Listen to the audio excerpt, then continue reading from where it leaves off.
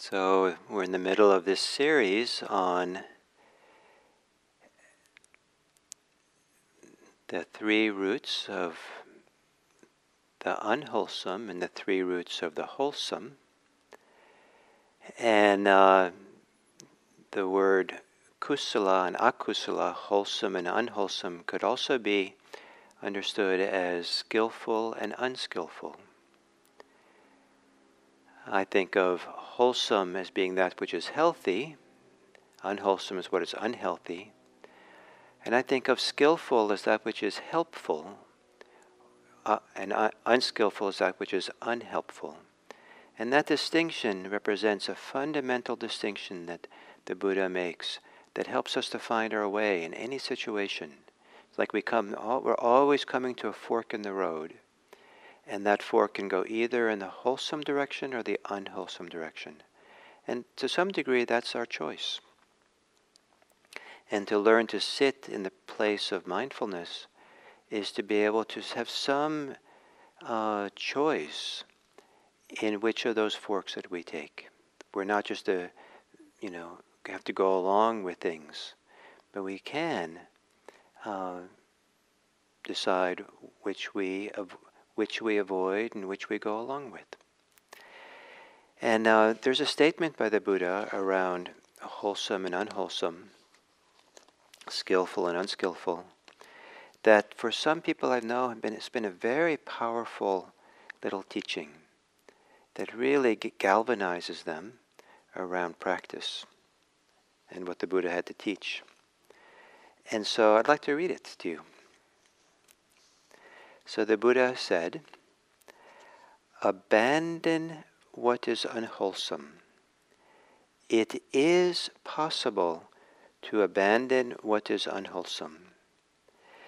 If it were not possible to abandon what is unwholesome, I would not say to you, abandon what is unwholesome. But because it is possible to abandon what is unwholesome, I say to you, abandon what is unwholesome. If this abandoning of what is unwholesome were conducive to harm and pain, I would not say to you, abandon what is unwholesome.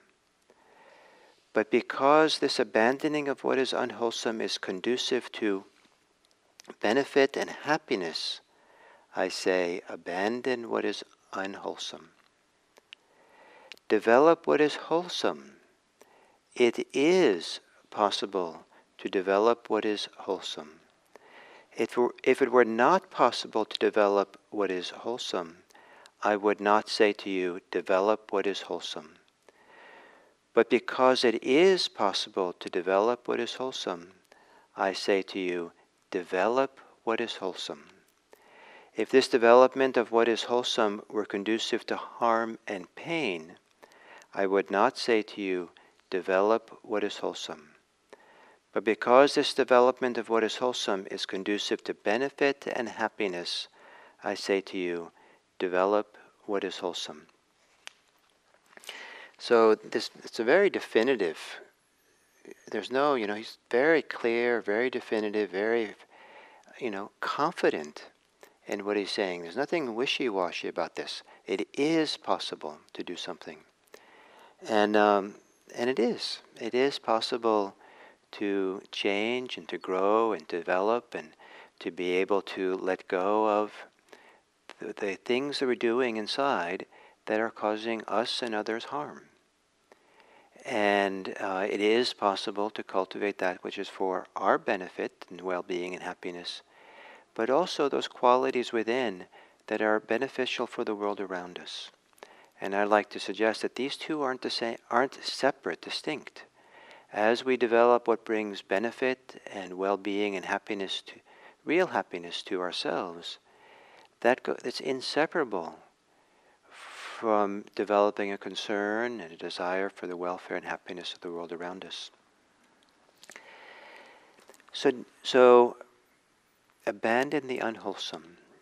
So we have to be a little bit wise about this. Abandoning is not aversion, is not hostility to what's unwholesome. You can't use the unwholesome to get rid of the unwholesome. We'll use the wholesome to abandon, to let go, to dry up, to evaporate, to thaw what is unwholesome. So I want to mention a little bit today about the second of the three unwholesome roots, which is hate. So the three of them are greed, hatred, and delusion. So there's hate, and or hostility.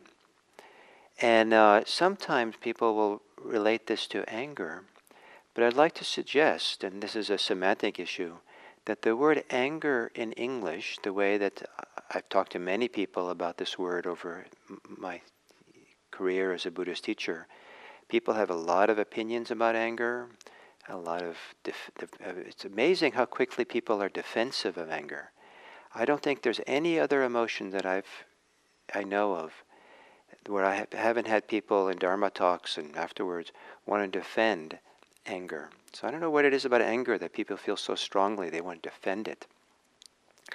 But I would suggest that the word anger is an umbrella term like the word desire is that I talked about yesterday.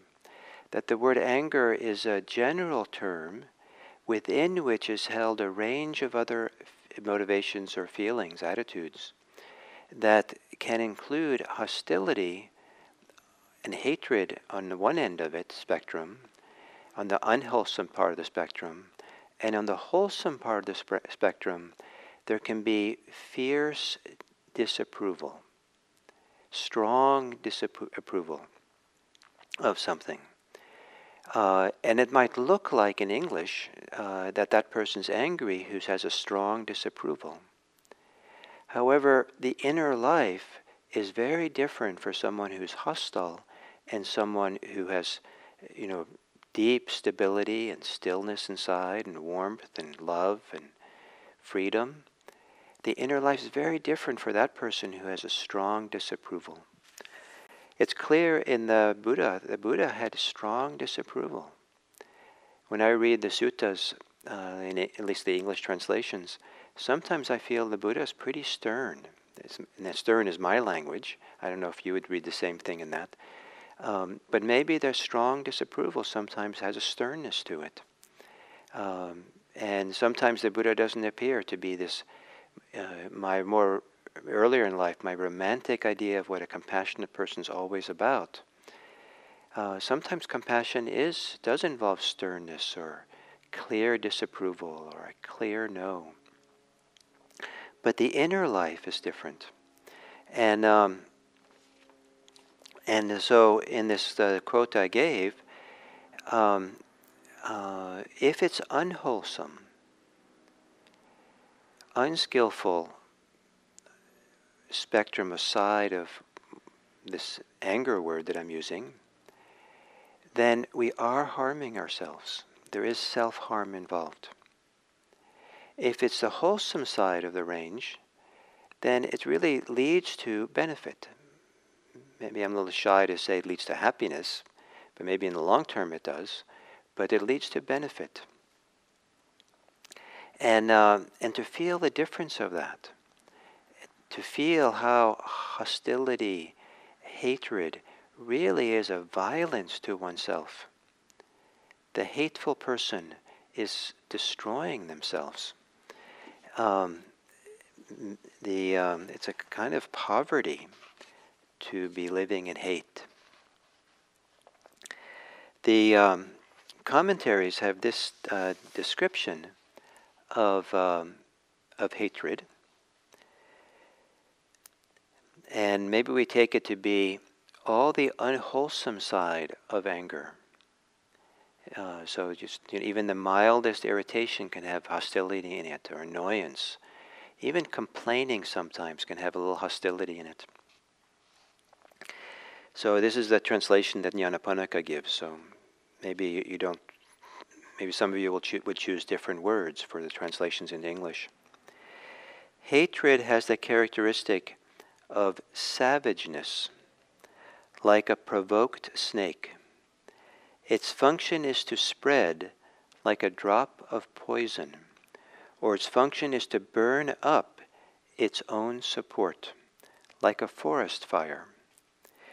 It is manifested as persecuting, like an enemy that has got its chance to destroy or to. Its proximate cause is the grounds for annoyance, I guess just being bothersome for others. And it should be regarded as being like stale urine mixed with poison. I think in the ancient world they used urine as a kind of medicine.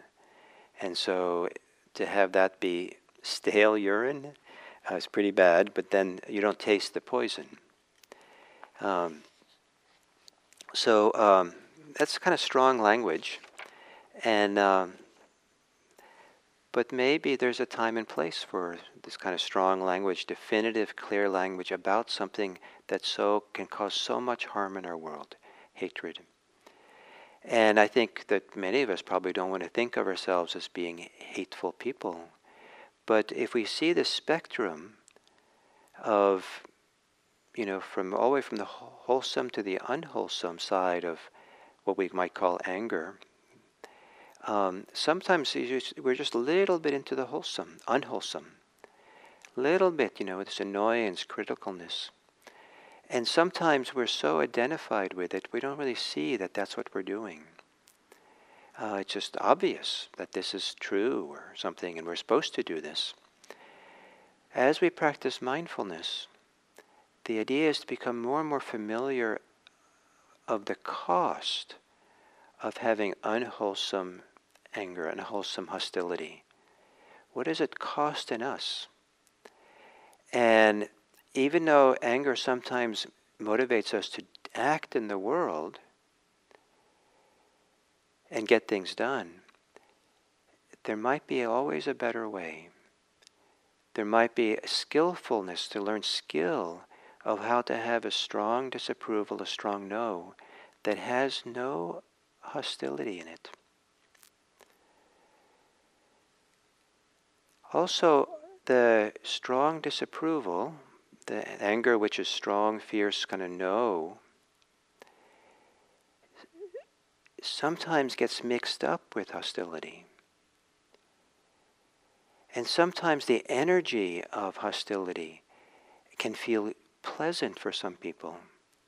And that kind of, or feel there's a rightness to it, or there's a very strong identification and sense of power, personal power that comes with it. And the attachment to the hostility is not the hostility, but the power or the identity or the way we feel good about ourselves that might come from it. So that's my brief words for today. And what I hope to leave you with for today is the idea that hate, hostility, is a phenomenally important issue for our world to address. There is so much of it in all directions. And we really, as a people, need to study and understand and get to the bottom of what is this about hostility, and how do we wisely separate out the healthy sides of anger or the healthy sides of fierceness from the unhealthy side. And how do we learn to act from better places than the places of hate? And how do we go into ourselves in such a deep, deep way that not only do we heal the suffering and the poverty that from which our hatred comes, but how do we really tap into that which is deeper still, deep inside, underneath the hard shell of hatred and hostility?